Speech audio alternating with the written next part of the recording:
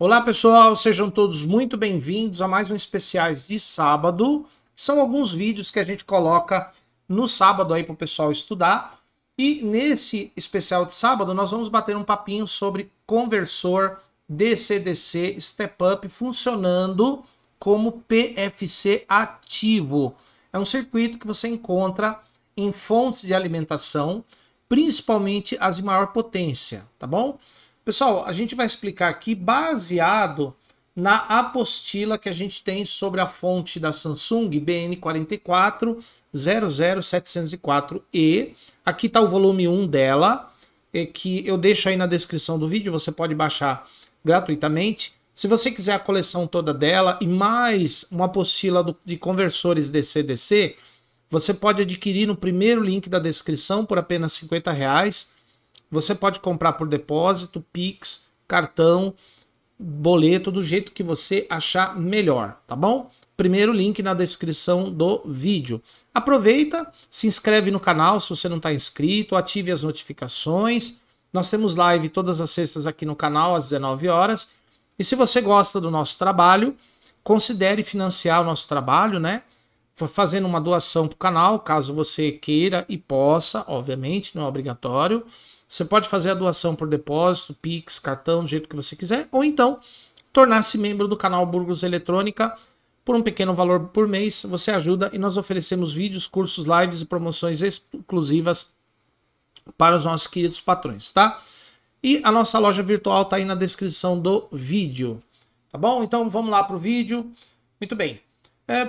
Nós temos aqui no capítulo 7 da apostila porque as fontes de maior consumo têm PFC ativo na entrada. Muito bem. Pessoal, tem aparelhos que têm carga resistiva. Aparelhos aquecedores, por exemplo, a carga é resistiva. Então, se você ligar na rede elétrica, a corrente vai seguir o mesmo ritmo da tensão. Então, em todo momento, você vai ter tensão e corrente indo juntos, andando juntos. Então, toda a potência que o aparelho tira da rede, ele vai usar, ele vai consumir, tá? Agora, os aparelhos que têm cargas indutivas, diodos, capacitores, etc., o funcionamento da tensão e da corrente é diferente. Por exemplo, numa carga indutiva, quando a tensão sobe, a corrente demora para subir. Então você vai ter um espaço ali em que você tem tensão e não tem corrente. Ou o contrário, quando a corrente começa a descer, a tensão já desceu, já zerou. Então ali você vai ter corrente e não tem tensão. Então, nesse caso, nesses intervalos que você tem uma grandeza e não tem outra, você tem o que se chama potência reativa. É uma potência elétrica que não é usada pelo aparelho que vai conectado, por exemplo, numa fonte. Essa potência é usada só para aquecer componentes, criar campo magnético, embobina, carregar capacitor, etc. Mas não é usada para fazer o aparelho funcionar. Isso quer dizer que, nesses aparelhos que têm outras cargas indutivas, capacitivas, etc., parte da energia elétrica que vem da rede não é aproveitada. A parte que é aproveitada é quando você tem tensão e corrente.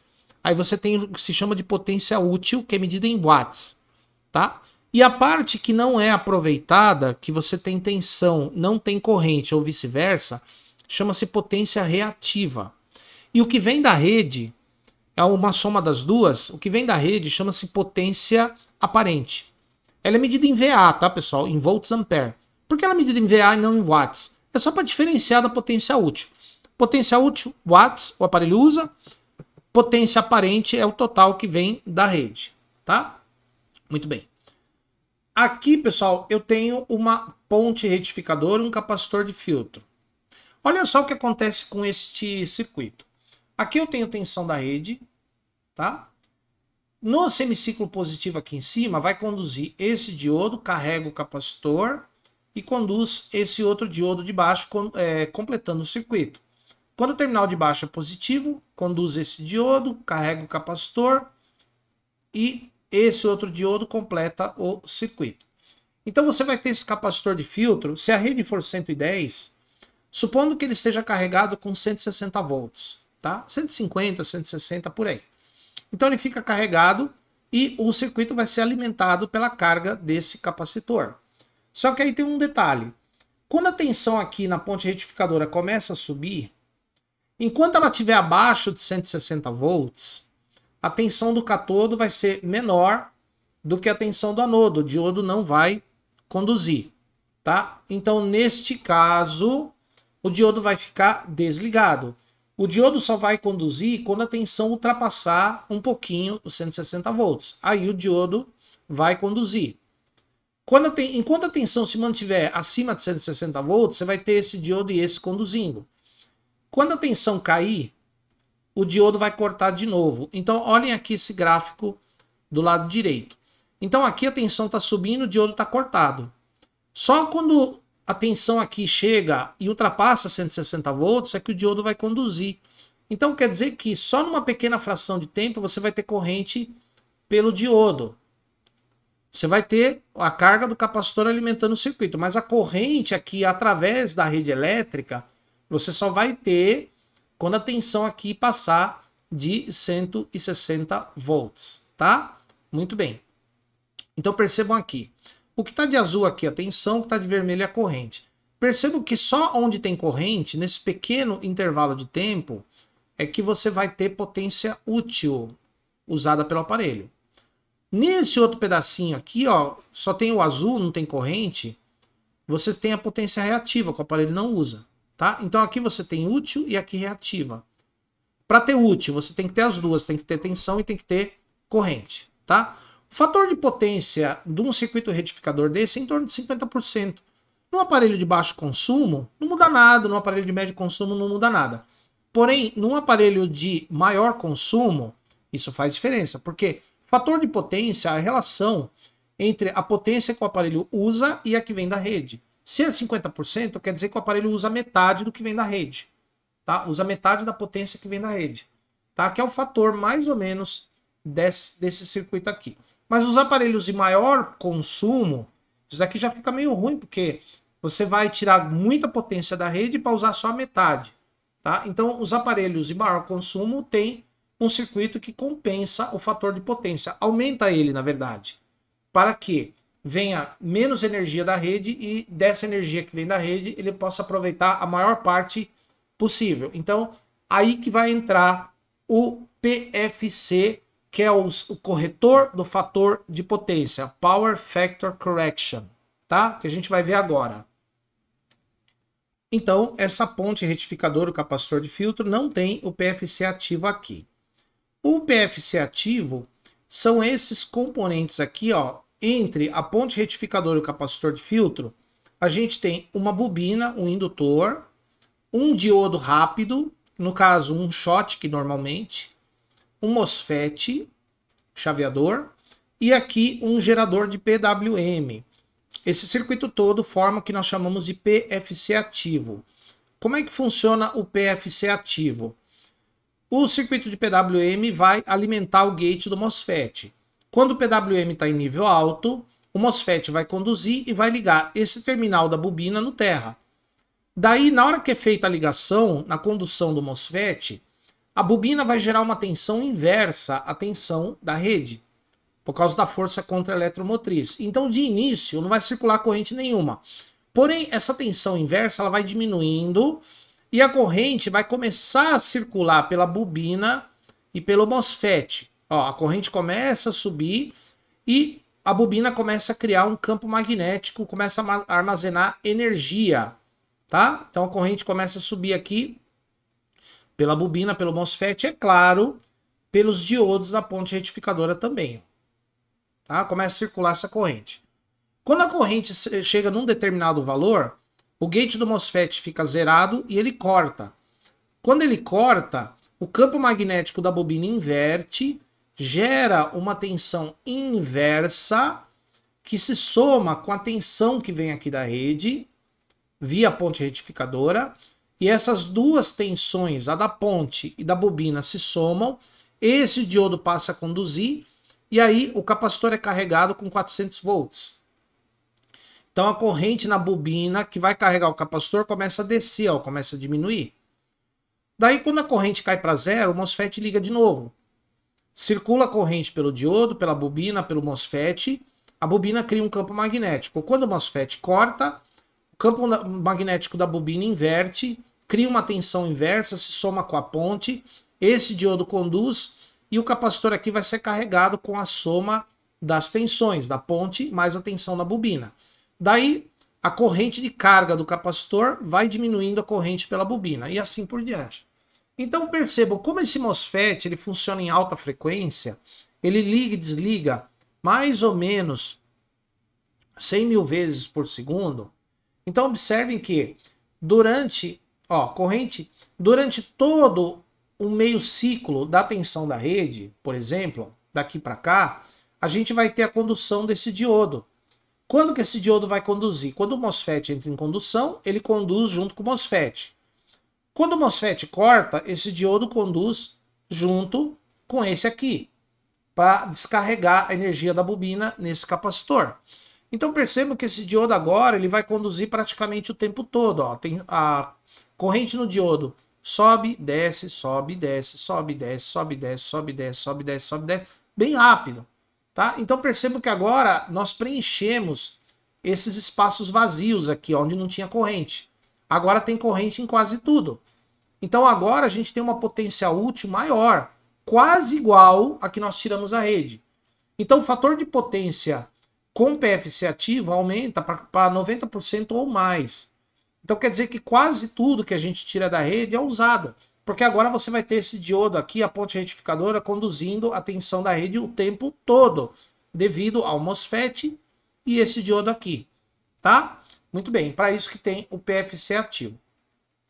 O PFC ativo, ó, aqui na nossa apostila, a gente tem aqui o princípio de funcionamento, né? Eu vou diminuir aqui o tamanho para vocês poderem enxergar melhor. Ó, aqui tem o integrado gerador de PWM. Muito bem, na hora que a gente... Tá vendo esse resistor aqui, ó? Esse resistor aqui é um sensor de corrente. Ele vai indicar para o gerador de PWM quando que a corrente na bobina fica em zero. Porque a corrente na bobina sobe e depois ela desce. Quando ela desce, ela zera. Esse resistor vai informar o CI quando a corrente zera. Porque se a gente observar, circulando uma corrente aqui pelo MOSFET, aqui é 0 volt, a mesma corrente do MOSFET vai circular por esse resistor. Então eu vou ter zero desse lado, aqui eu tenho menos de zero. Eu tenho abaixo de zero desse lado. Um pouco menor, né? Até porque esse resistor aqui, o valor dele é muito baixo. Normalmente ele é de 100 miliohms, ou seja, 0,1 ohm ou menos. Tá? Esse resistor aqui, o valor dele é muito pequeno. De modo que aqui eu vou ter zero e aqui eu vou ter menos que zero, mas menos 0,1, menos 0,05, uma tensão bem pequena, só que negativa. Tá? Então qual que é a ideia? Na hora que eu ligo o PFC ativo, eu vou ter zero aqui, porque o transistor ainda não vai estar conduzindo. Então não vai ter corrente aqui, aqui eu vou ter zero. Lembre-se, o resistor só dá queda de tensão quando tem corrente circulando. Se não tem corrente, aqui tem zero, aqui tem zero. Aí o pino sensor de corrente vai chegar a zero. Tá vendo esse operacional aqui, ó? O menos dele tem menos 10 volts, o mais vai para zero. Zero é maior do que menos 10 milivolts. O zero é maior, então a saída vai para 1, o circuito de delay vai para 1, e esse 1 vai ligar o oscilador. O que o oscilador vai fazer? Ele vai gerar um pulso, vai setar flip-flop, setou o flip-flop, a saída aqui liga, a saída do integrado liga, e o MOSFET liga, certo? O MOSFET liga. Aí começa a circular a corrente pela bobina e pelo MOSFET. Olha lá, a tensão no dreno do MOSFET está zero. Circulando corrente. Corrente começa a subir aqui, ó. Tá? Corrente começa a subir e aqui a tensão vai ficando negativa. Mais negativa. Corrente subindo, a tensão ficando mais negativa. Tá? Legal? Muito bem. Beleza. Só que, além do pulso que seta o flip-flop, o oscilador ele gera uma rampa. Uma tensão que vai subindo. Essa tensão que sobe, ela é comparada com a tensão de feedback, que vem daqui, ó. Isso quer dizer que quando aqui chegar em 400 volts, o feedback vai ser 2,5. Tá? E aqui a gente vai ter uma tensão. Quando a rampa chegar nessa tensão, tá? A rampa chegar nessa tensão, aqui vai para 1 e vai resetar o flip-flop. Então, ó, quando a rampa chegar na referência, quando que chega na referência? Quando aqui já tiver 400 volts. Aí a rampa chegou na tensão de referência, ó, o amplificador de erro aqui dentro, aqui é referência. Quando a rampa que sai por aqui chegar, igualar a essa, aqui liga e aqui liga, reseta. Aí acontece isso aqui, ó. Aí acontece isso. Reseta, desliga o terminal Q, desliga a saída e o MOSFET corta, tá? Corta. Aí a tensão no dreno dele sobe, a bobina cria um campo magnético, a bobina inverte o campo, a tensão da bobina se soma com a ponte e as duas tensões somadas fazem esse diodo conduzir e carrega o capacitor aqui, ó, certo? Muito bem. Aí a corrente aqui, ó, corrente nesse resistor, ela vai diminuindo. À medida que a corrente da bobina vai diminuindo, a tensão nesse resistor ela vai chegando perto do zero. Ela vai deixando de ser negativa. Aqui vai zerar. Quando aqui chegar em zero, o flip-flop vai ser setado novamente. Tá? Quando aqui chegar em zero volt, aqui chegar em zero é maior do que menos 10 milivolts.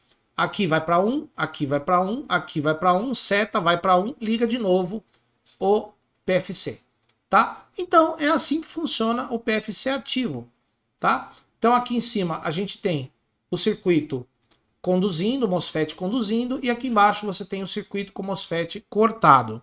Beleza, pessoal? E aqui na apostila está toda a explicação de funcionamento. O principal componente aqui, ou um dos principais, esse resistor aqui, que ele é o detetor de zero corrente na bobina. Corrente na bobina diminuiu, vai diminuindo a tensão, quando zera aqui e liga de novo o transistor. Beleza, pessoal? Espero que vocês tenham gostado aí do especial de sábado falando do PFC ativo. Nessa apostila você tem o funcionamento com todos os detalhes desse circuito PFC e do CI que ele utiliza, que é um SPC 7011F. Tá bom, pessoal? Nos veremos aqui numa próxima aula. Gostou do vídeo? Dá um like. Quer a coleção toda dos e-books? Primeiro link na descrição do vídeo. Pode comprar por depósito, cartão, Pix, do jeito que você quiser. Nos veremos aqui numa próxima aula. Bom final de semana a todos e até a nossa próxima oportunidade.